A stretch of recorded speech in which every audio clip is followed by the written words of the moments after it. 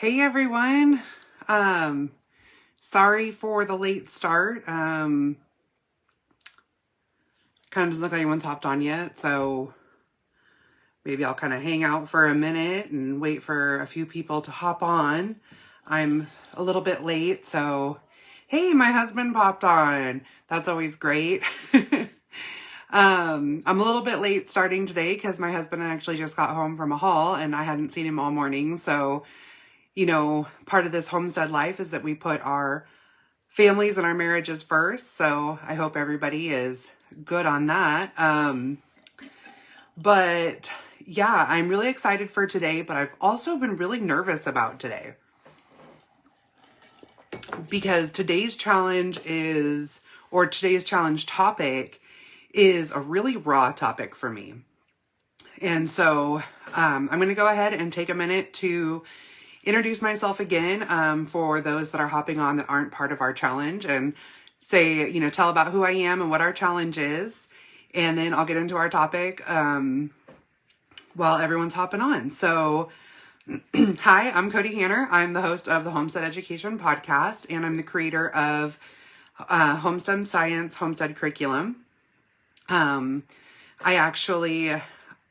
had a podcast launched today, so if you want to hop over and listen to that, it's episode 107, and it is on an honest homestead mom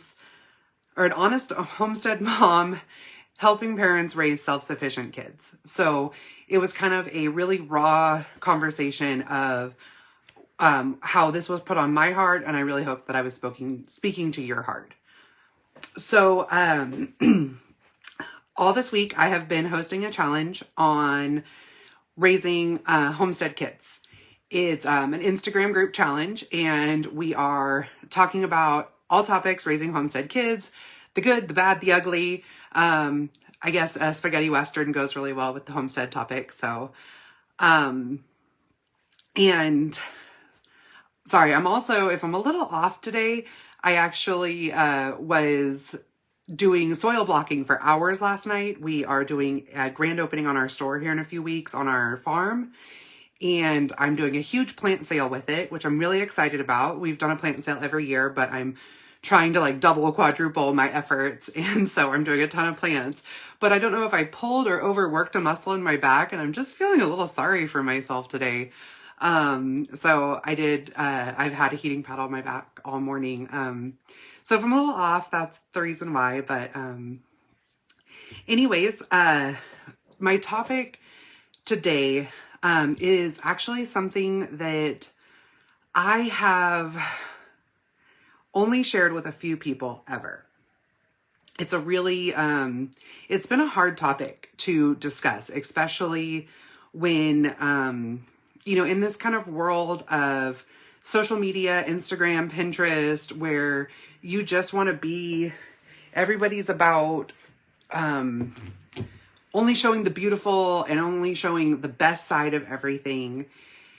And especially when I have kind of come into that realm of being an influencer, an educator, a content creator, and my topic has really fallen onto educating about kids and raising self-sufficient kids, raising kids on the homestead, educating our kids.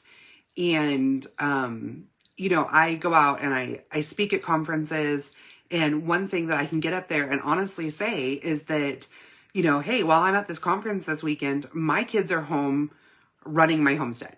And our homestead isn't, 5 chickens and watering the garden. We have 10 sows. We run I call it a commercial homestead.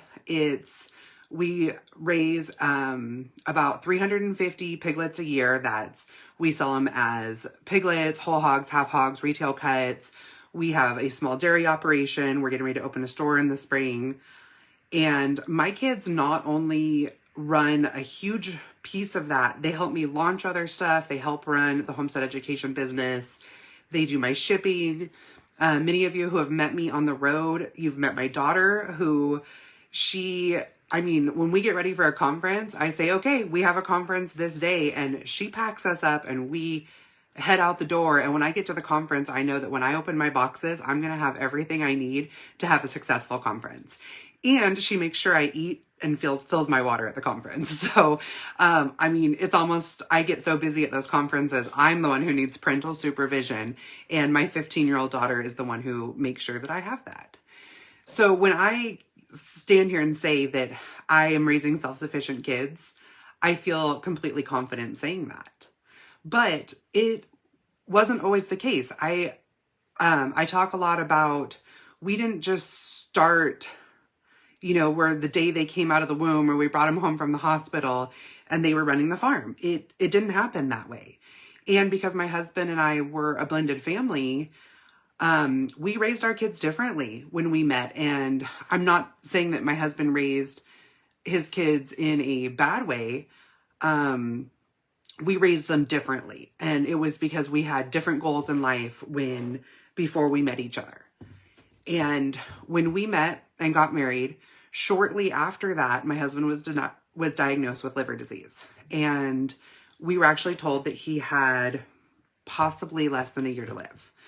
Some of you have heard this story, some of you haven't. But in that story, we sat down and really evaluated where we wanted our life to go from there.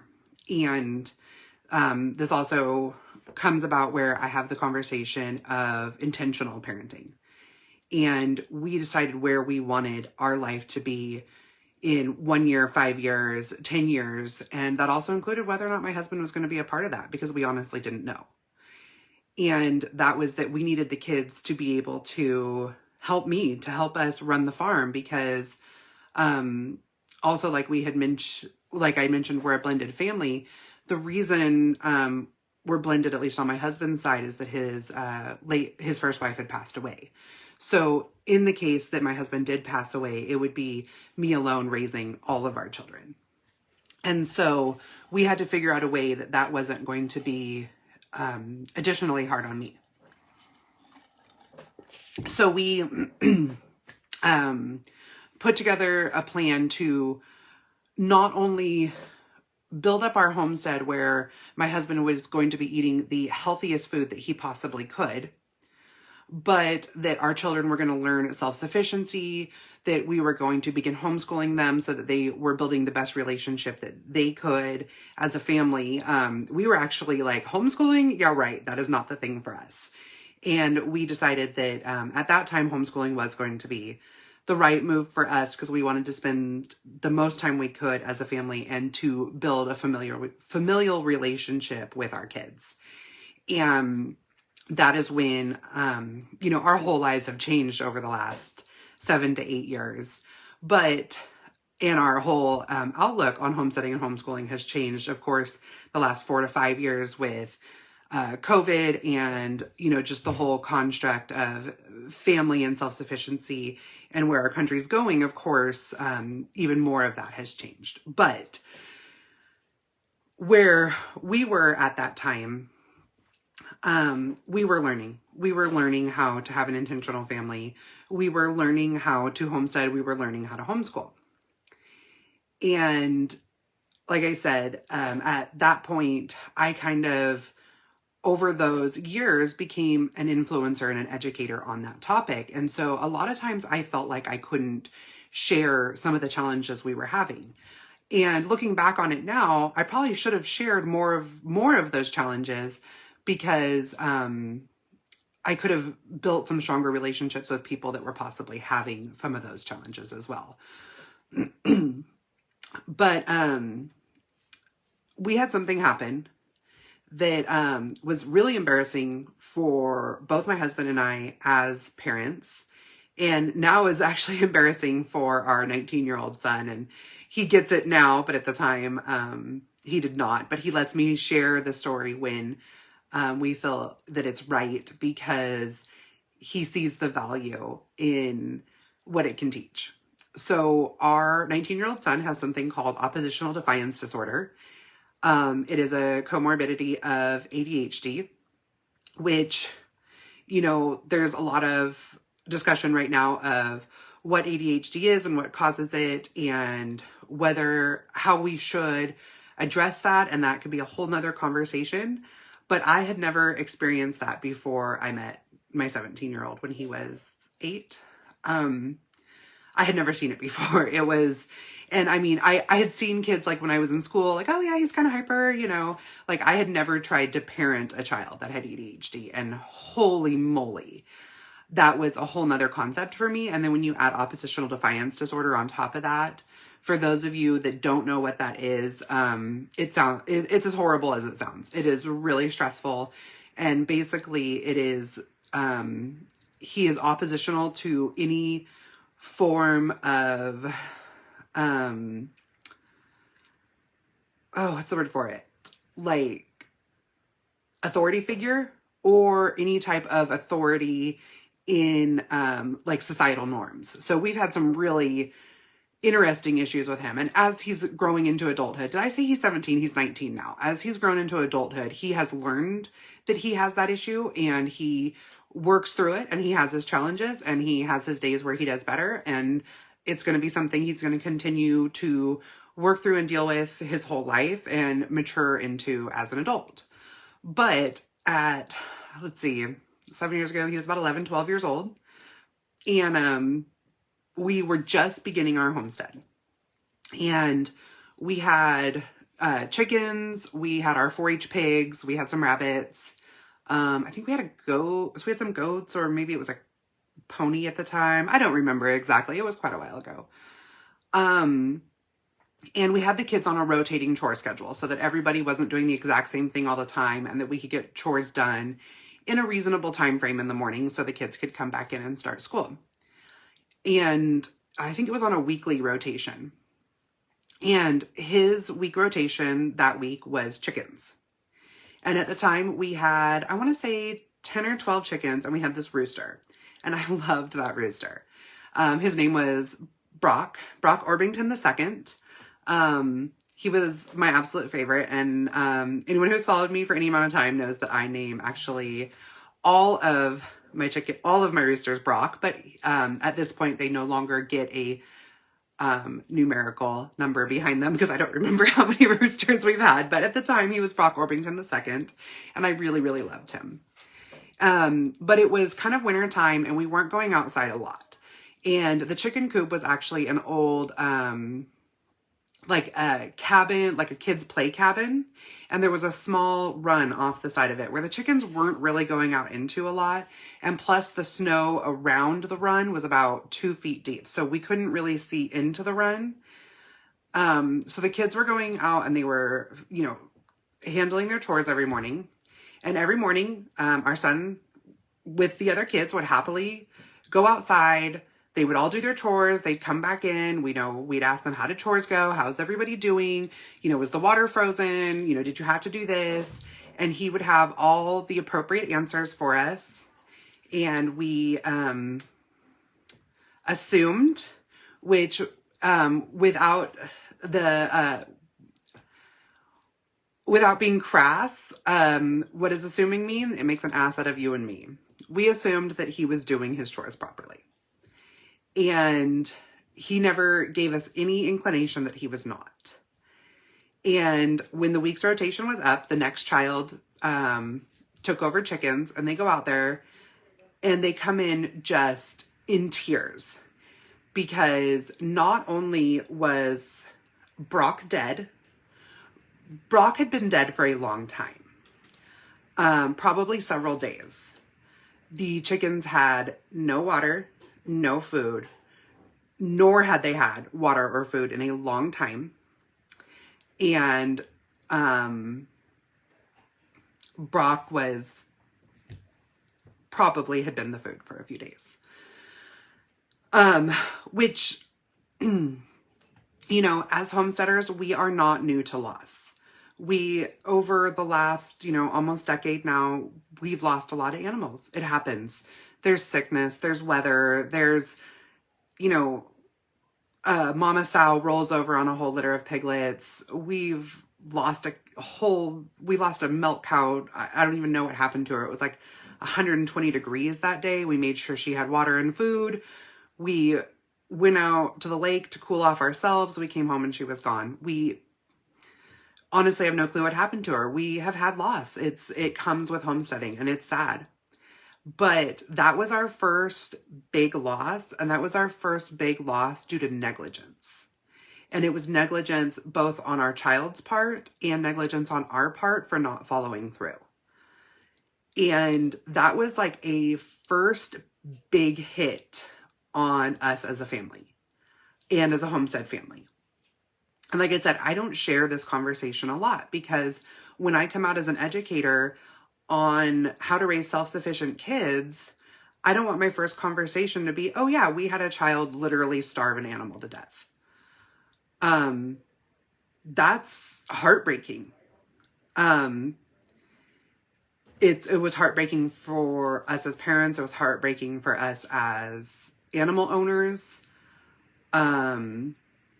It was embarrassing, and we were fairly new into our marriage. I mean, I think we had been together about 3 years. And so we were still navigating how to discipline, raise, and guide children in a blended situation, especially when that blended situation also included, children who had lost a parent, children who had, neurodivergences like ADHD and oppositional defiance disorder. I have tons of information that I could share with anybody who has questions on how to navigate this particular situation and how to navigate these types of neurodivergences. If you ever have questions on that, I would be more than happy to share those with you. But this conversation today is more about I needed support in that situation. And there was no one out there to support me. I had no friends that were going through what I was going through. I had no friends that were in the Homestead movement. I had no friends that were homeschooling. I had no one who had ever dealt with oppositional defiance disorder. I had a few friends who were in blended families, but in most of their cases, there was another parent that was also parenting that child. Like it was a divorce, and so then they would be discussing it with the other parent. And in this case, my husband and I did not have the other parent involved. So we had decided right off the bat that we would be parenting each other's children exclusively. And so I reached out to the internet. I reached out to an oppositional defiance support group on Facebook. I thought this is going to be my best place to get help because these are parents that are already dealing with this situation. They're dealing with children with oppositional defiance. They're dealing with children who are refusing to do chores and, lashing out and doing those types of things. And so I got onto this group and I told them the situation of what happened and I wanted to know how they thought I should handle it. And I was going on asking for help with, my child's disability. And the response that I got had nothing to do with the disability and had everything to do with I should not be making my child do any type of household chores. That I should not be making my child feed animals on the homestead, that I chose to get those animals. And so I should not be making my child do that. That the problem with, parents is that we should not be expecting any level of responsibility out of our children. And that's what's making them defiant. And I was flabbergasted because I knew in my heart that the right thing to do is to have our children be learning responsibility. And I also knew that being homesteaders, in wanting to have a more traditional life for our family, that it was absolutely 100% right to be expecting personal responsibility, work ethic, learning where their food came from was absolutely correct for my children. Now, 7 years ago, there wasn't that type of support out there. Now, there is a lot more books and podcasts and those types of things out there that are definitely on the same page as us. But at that time, there was not. But in that moment, I felt like we were doing this completely on our own, because not only were we not going to get help with the neurodivergent aspect of our child, we weren't going to get help with the self-sufficiency aspect that we were looking for with our child. I did also go to his therapist at the time, and I actually got a similar result. If you're making him do chores and he doesn't like it, maybe you should not make him do it. And it was actually at this point that we pulled our kids completely out of therapy. And if you listen to my podcast today, there's more to that story. But I wasn't just going to pull my kids out of therapy and be like, okay, like, you don't need any more help. Like, we're just going to leave you to the wolves. Like, I think I bought every single book there was on parenting. In fact, I'm just going to go like this really quick. That entire bookshelf there is almost exclusively parenting books. Now, I have read almost every single one of them, and there is a bookshelf, and I've almost thrown out every single thing that I've read there, because there's a whole nother bookshelf in my living room that is an entire bookshelf not written by modern therapists, and it is written on people that are studying child parenting from 100 years ago. They're studying child parenting of other cultures. They're studying traditional life and kind of where, and, education, where we've messed up with our educational systems and all those types of things. And that is what I'm diving deep into, because I realized that we were doing our children no favors by not encouraging personal responsibility and the privilege that comes with that. But since then, I have not posted a single thing on a parent help group. Not an ADHD one, not a homeschool one, not a Homestead one. Because I have never been so flabbergasted and more torn apart than I was in that moment. And maybe because that was a really hard moment in my life. But I have watched so many other parents in some of the highest moments of their lives and some of the lowest moments of their lives reach out for help in social media, which should have been, these groups should be an amazing, beautiful thing where people can gain access to community, and they haven't received it. I have seen so many people like the highest moments in their lives, like the moment when their son or their, son or daughter gets their first buck, and they're so excited to share that, because what a rite of passage that they are bonding with their family, that they're learning a self-sufficient skill, and they post that online to share that triumph, and they are just destroyed because somebody doesn't agree with hunting. And this was on like a Homestead page. And I try to like lift those people up wherever I can, but it's really hard to watch.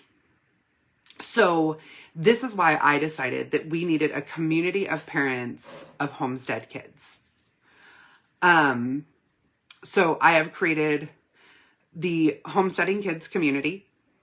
And it is a monthly community, subscription community, but I'm keeping the prices incredibly low, and even lower for the founding members that join over the next 2 weeks at just $9 a month if you sign up before May 1st, because I just want to be able to support the base cost of running this community, because this is a group for you. This is a place where, yes, I have tons of experience, and I want to provide the structure of this group and the tone of this group and the scaffolding and give you guys as many resources as I possibly can. But I want to provide a group, a place for you where you aren't being censored, where you aren't being torn down, and where you can celebrate these amazing Homestead kids. But I'll be providing monthly Zooms, worksheets, book clubs, resources. I mean, a place for tons of Homestead topics related to children and self-sufficiency. And I'm just so excited to be able to share that with you guys. So if you want to go ahead and comment kids here in this live or in the recording of the live, I will shoot you over the link. Or if you want to just go ahead and type it in, it's thehomesteadeducation.com/homesteading-kids-community. You can also find it in my link in bio. I really hope to see you guys there. For those of you who are in my challenge this week, please go ahead and meet me over in the group. I'm going to have a really, a really important challenge for you. We're going to give out the prizes from yesterday's assignment and get a new assignment for this week. Thank you everybody for joining me today. And if you feel like you need to reach out and talk about anything that we talked about today or anything that you need to get off of your chest, I'm here for you. Thank you everybody for joining me today.